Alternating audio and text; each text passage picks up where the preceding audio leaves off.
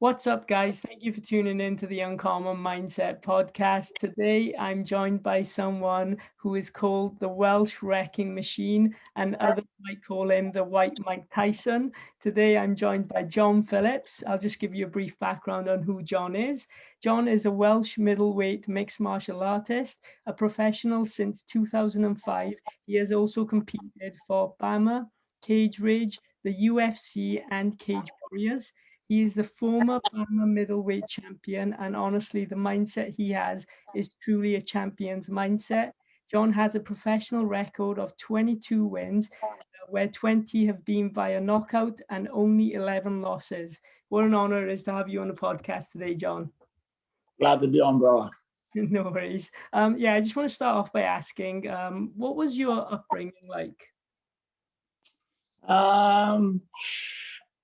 My upbringing was probably average for the area I was in, I should imagine. You know, it was probably different to certain areas, but for my upbringing, where I grew up, everyone had the same upbringing. You know, I grew up in a mixture, really.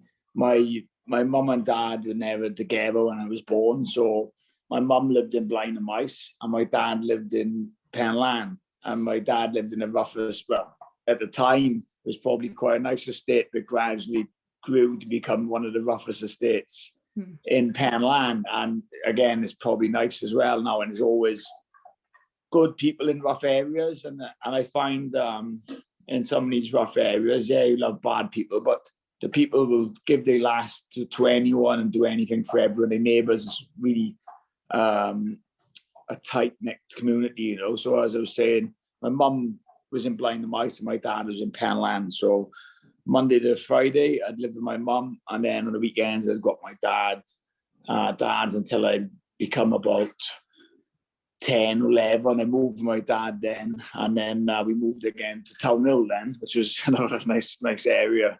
But yeah, it was, you know, I think it was a little bit like, you know, we were like young and we could pretty much do what we want, you know. From a young age, you were out getting up to mischief, but nothing too serious, you know. Yeah. I was going to ask, like, when did you actually get into fighting? And I actually saw a video of you, well, an interview of you with the BBC. And I really want you to tell me the story of the time that you were throwing stones at a building and then the coaches came out. Can you just elaborate on that? But I'd obviously moved to Town Hill at this point. So I was still, it's probably about 13 or 14 years of age. And I was just trying to, you know, find my feet with obviously the new people up in town that I'd met. And we decided one day that we were going to go into this building, which used to be an old gymnastics building. And we didn't go in there really to smash windows, but I don't know what happened. We decided, right, let's start smashing the windows. So we started pelting bricks through the windows, and there's one way into this car park and one way out. And as we pelted bricks through the windows, a lot of boxes come out and the boxing coaches. And turned out, obviously, it was a new boxing facilities that had moved. The Gwent ABC used to be almost called the Gwent Hill, famous in Swansea and probably Wales. And it recently just moved to this new premises in the middle of kitting everything out. And we were smashing the place up, and they come out and were like, listen, you know, we've got two options. We call the police, and, you know, obviously parents are all going to hear about it, or you come in here and do a session. And we'll see how we think afterwards. And we all went in and done a session, and the rest of history, and ended up staying and loving it. Wow, that's amazing. When did you actually get into like mixed martial arts then? Because obviously you started with boxing. Yeah, I probably started to think around mixed martial arts when I was probably 18 or 19. I'd seen a couple of mixed martial arts events on DVD back then, and I seen a couple of Pride events, and I just really liked it, you know. I thought, yeah, I like the idea of this. I love boxing, but I believed in boxing. Some people could steal a win from you by holding on and being negative. They weren't really fighting. I believed in like martial arts. Mixed martial arts was more like a gladiator scene, and that appealed to me then growing up. And I sort of started to get into it when I was about 19, 20, I should imagine. That's amazing. And I know that obviously you moved to to Ireland, right, to train with SBG, and you were living in your caravan, right, at the time. Is that correct? I went over first of all. Actually went over for like a couple of weeks trial. I stayed in the hotel, and then to make it work, I went back over, and I actually lived in a van. I just slept in the van outside the gym, which was a bit mad, like thinking back of it now. But I had to do whatever I could do, you know, to get there. I knew it was the right gym for me at the right time, so whatever it took. So I slept in the van probably for the first year and a half, and then I upgraded to a caravan, which was like an apartment then up there. Yeah. Wow, that's incredible. It shows who you are, right? Like putting everything on the line, sacrificing everything for sure. What was it like having John Cavanagh as like a coach? You know, he's a legend in the sport. Oh mate, absolutely great. You know, he opened his gym, his heart, and his home to me. You know, and so does all his family. And I can't say thank you enough. You know, it was absolutely great. And I just feel like I've got unfinished business and want to get things back on track. And I'm so grateful I am. You know. Yeah, of course. Yeah. And, you know, obviously I touched on your record earlier, 22 wins, 11 losses. You went through a stage where, you know, you actually lost 3 in a row, right, in the UFC. What was Yeah. your mindset like then? Like, did you ever feel like giving up at all or anything like that?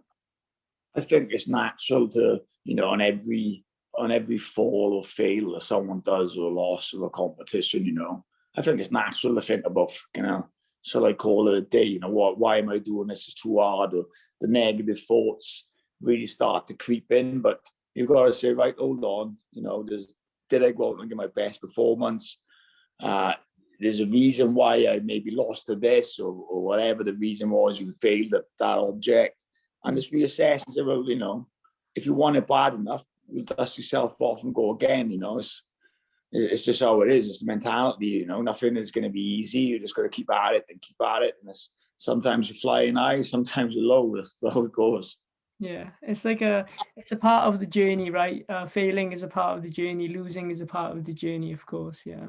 Definitely, mate. You know, if you know, no one wants to lose, but don't be scared of losing. So that's just going to make you better. You know, that loss is going to go away and assess about it and say, right, why have I lost this? This is what I'm going to put in the promotion to correct that. And I'm going to get that a little bit further and a little bit further. And if I have a knock back, I'm going to come back and keep going further and further towards my goal, wherever that be in life in general. You know, I've never taken no for an answer. If someone said I couldn't do something or that couldn't be done, I would be like, well, we'll fucking see, you know, I'm going to do it. And I think that's the right attitude to have. And, you know, people, I think like you see a lot of times like kids are growing up and you know, they're told, you know, be whatever you want to be. And you know, it's all sort of easy, but you shouldn't tell kids that you can be whatever you want to be. You should tell them, yeah, you can be whatever you want to be, but it's going to be hard.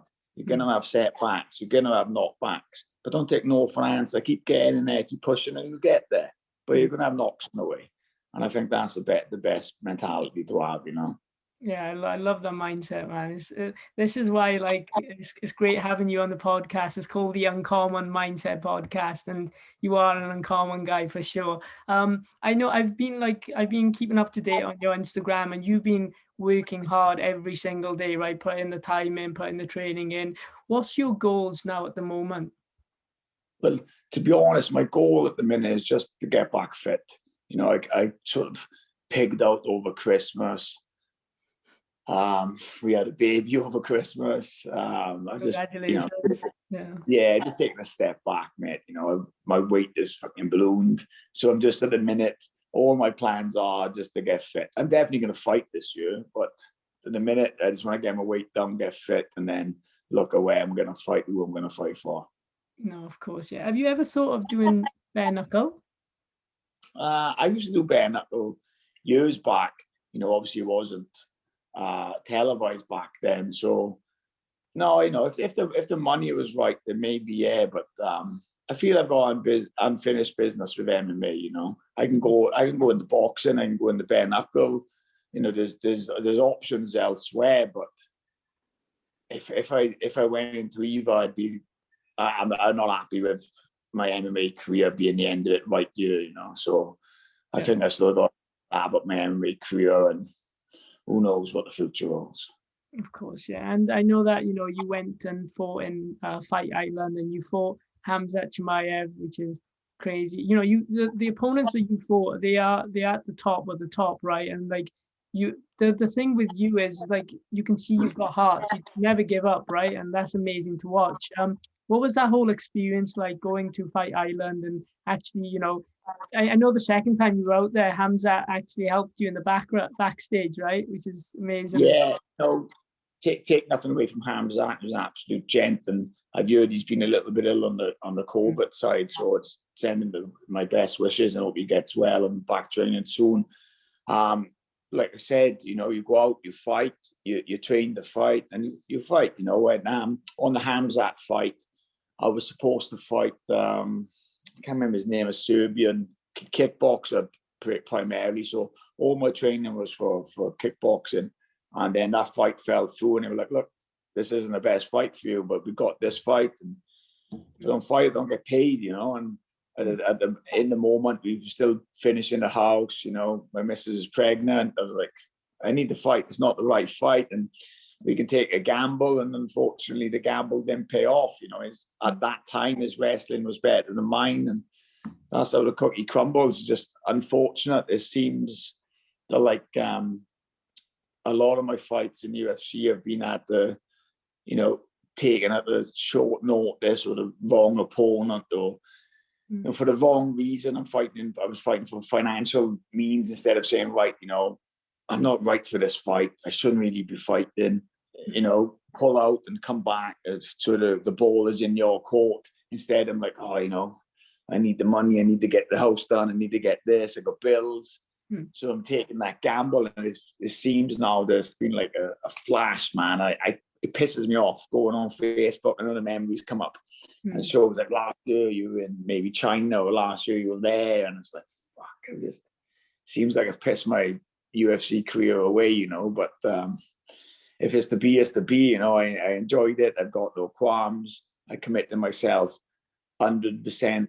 I give 100% of what I could give at that time, you know, in life. You know, maybe I couldn't be 110% committed, as you know, I've still got things like while I was in Ireland, I still got things going back home, but that have got to be sorted. So I committed 100% what I could at the time, and I, you know, what can I say? You know, I tried my best, and I'm sure I'll have a few more scraps in me anyway.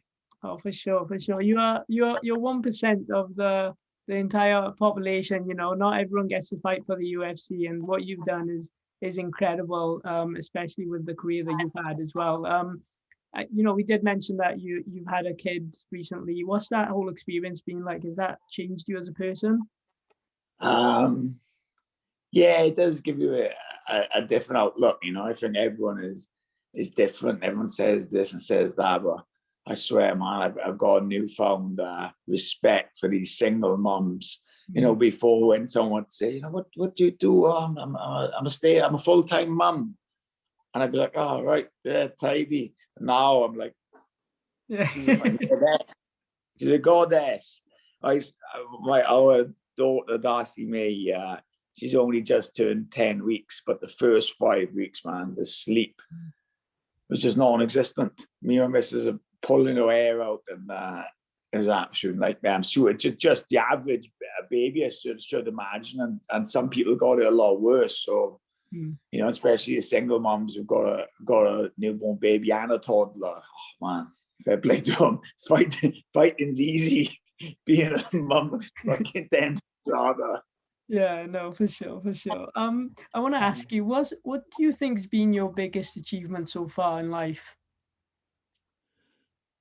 Oh, Chris, put on the spot right now. Definitely the birth of my daughter. Yeah. I've asked you know, I've spoken to a lot of UFC fighters as well, and they all say that their kids, like if they've got kids, they say that the kids is their biggest achievement. Yeah, that's fair enough. Fair enough.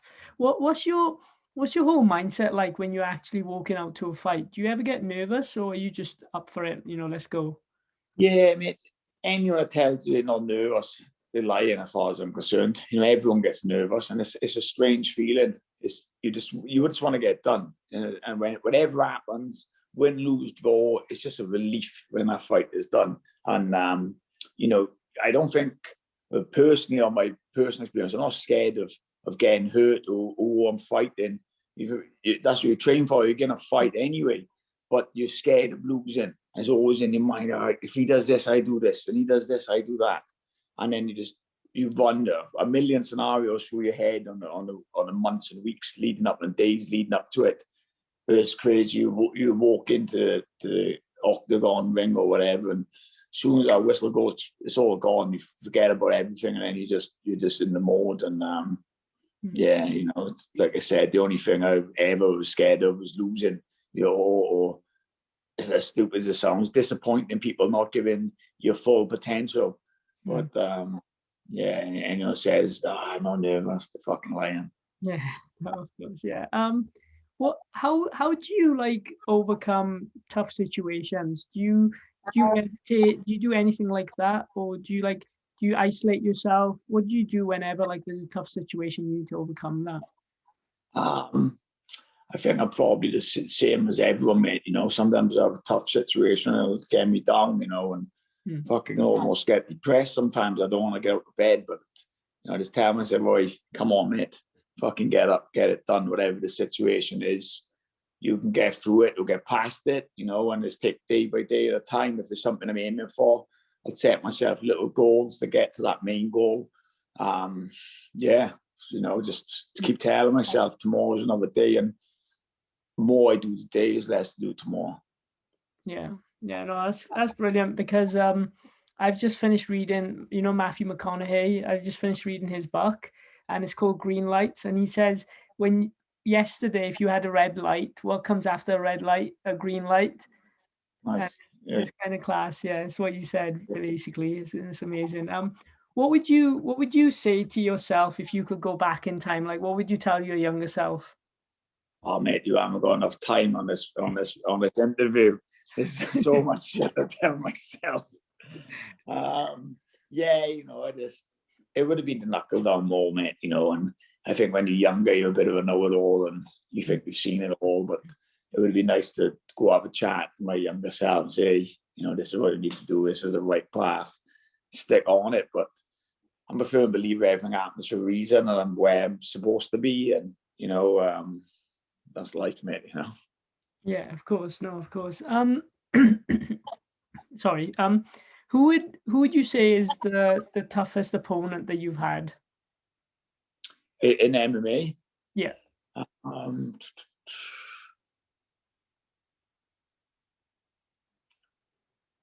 just constantly putting you on the spot here. yeah, I'm just trying to think back of all fights, and it's quite an odd question, really, because at different stages of your career, you know, you're a different individual. It's like I remember, like my first loss, I didn't have a clue. All I knew was boxing, and then gradually, you know, you could look at another tough fight. But then I remember one tough fight. It was a fight before I signed for UFC, and again, then it was a fight I took unfit. So then you can say, well, it was a tough fight, but it was a tough fight because I was unfit. If I was fit and ready for the fight, it probably wouldn't have been as tough as it was. Yeah, that was a tough fight. The fight I signed before UFC. In UFC, my toughest fight again then was with Kevin Holland. Again, I'd fought. I had my UFC debut. I'd lost, and then I was straight on the WhatsApp and I messaged Mick Maynard, said, Mick, you know, I'm worried about getting cut now. I'm like, listen, this fight was the UFC freaking nerves, London, everyone there, just took me by surprise, and I made a mistake. I got caught. Give me another fight, please. I don't care who they are, what fucking week they are. Just I don't care short notice. I'm super training. Just give me a fight as soon as. So I'm training, I'm flat out training, and I'm ready for any fight that comes up. Bang, blows my shoulder. And then I'm on the couch for about 8 weeks. I get a message, I got a fight for you in 21 days. I'm like, oh my fucking God. Can't say no. you know, now I've told him, I thought, if I say no now, he's going to think that I'm a bullshit artist, you know. I thought, what am I going to do? And I said, look, you know, yeah, I'll take the fight. And in these 21 days, I had to go to Edinburgh twice to get my China visa. I had to make weight, which was unbelievable how I made weight. To this day, I don't know how I made it. I was so out of shape. I take the fight, and obviously Kevin hurt me in the first round. I hurt him in the second round. And I've never been in a fight where I've hurt someone and I haven't had the energy to finish him. I remember seeing his eyes glaze, and he's walking, and he's in front of me, and he's doing this, trying to cover. I just didn't have the energy for one more hard punch to get him out there. And he managed to sub me then the third round. But yeah, it's just that's probably my hardest fight in UFC, where I've just felt completely drained. But again, just for being so unfit and having to take the fight at that time, you know, I was up against a rock and a hard place, which I had to take that fight. And luckily, I'd screenshotted all the messages back and forth my coach.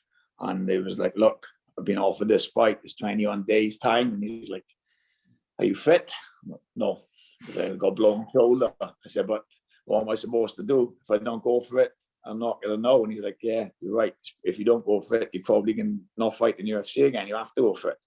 Yeah. So it was lucky then that I had all these screenshots, and I could send them then to the matchmaker afterwards and said, listen, I'm not making excuses. Beat me on the day. We didn't beat the best version of me. He beat a fucking 21 days, you know, notice. And I said to him afterwards, because we were both like at the end of the fight, he was like, oh man, the hardest fight I've ever had. I said, yeah, cheers. I said, I only had 21 days notice against you. And he was like, you only had 21 days? I was like, yeah. So I'll see you on a fucking full camp next time. But he's doing well now, Kevin, and you can't help but like Kevin, you know, he was a great guy. And even like, you know, before the fight, like my first fight, I was a little bit taken by surprise, because all my fights, I would sort of get my mindset right. I don't want to be this guy's friend. I'll be his friend after the fight. Mm-hmm. And the first fight in UFC, he comes through, yeah, mate, congratulations, we both made UFC. Let's put on a great show. And it sort of took me back. And I was like, yeah, right, mate. Yeah, okay. It took that venom out of me. And then this second fight, obviously I was up against Kevin. And I was like, no, nice guy. I'm gonna rip this guy apart, you know. Yeah. And it was just so hard not to like him. And we were fighting. I'd swing a punch at him, and he'd just be running. And my coach, one of my friends, not my coach, but that's how short notice it was. I didn't even have coaches with me. I just took 3 mates to China. No way. And, my mate shouted out, John, he doesn't want to stand with you. And he shouted back to my mate, what fucking you? He was a class act, mate, and it was hard. I was fighting him, and it was hard not to burst out laughing sometimes at the stuff he was saying. You know, I saw him on the Contender series, or like the Contender series, and he was just talking so much, wasn't he? Guy's a comedian. Yeah. He actually, in one of his interviews, he mentioned that you're the toughest fight he's had, right? Yeah. Which is awesome, man, because he's fought some class people as well. He had some big wins now. He just beat Jack Ray. He's I think he fought like 5 or 6 times this year, and obviously 5 or 6-0 he went. He's on a great run. Fair play to him. Yeah. And you know, obviously we talked about, well, you mentioned that before a fight you don't want to be friends with someone, right? And there's one person that stands out to me before he used to do this, Conor McGregor, right? And you've obviously trained with him, you know, you're friends with him. What was that whole experience like, just being around like someone like him? It was it's just an inspiration, you know, because obviously to see what he's doing and what he's done with the sport, just to be around the guy was like, you know, you pinch yourself sometimes, like, you know, it's just to see what he's done and achieved, and it's like, fair play, you know, it just rubs off on you, being around him, and he's giving that little tip of how about to do this, and you see his swagger. It's hard to describe, man. He's a class act, like. Yeah, no, that's amazing. No, yeah, what I'll do, guys, I'll leave John's social media down below, right? Thank you so much, John. Honestly, it's been a pleasure just talking to you. Hopefully, you know, when you're in Swansea next, come down at Chris Reese's Academy again. Hopefully we'll get to meet you in real life. But yeah, man, no, thank you so much. Is there anything that you want to say? Maybe if people are listening that you know, if you want to say to them?